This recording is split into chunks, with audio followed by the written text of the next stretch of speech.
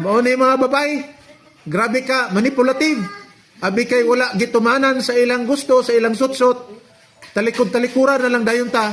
Dili na dayon ta atimanon sa atong panginahanglan.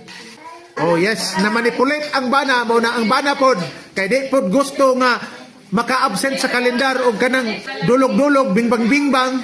So nahitabo ni palit na lang yun, ni uyo na lang yun sa kagustuhan sa asawa.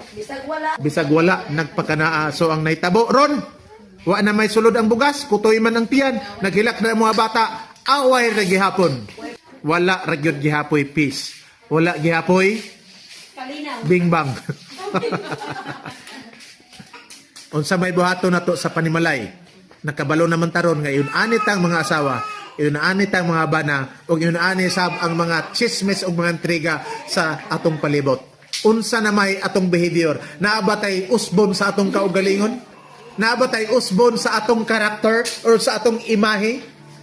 Or kung nausob na naron, mubalik bata atong imahe o karakter sa Ginoo aron dili ta basta-basta matintal, dili ta basta-basta magubot, dili ta basta-basta mawad-an sa kalinaw sa atong una-una.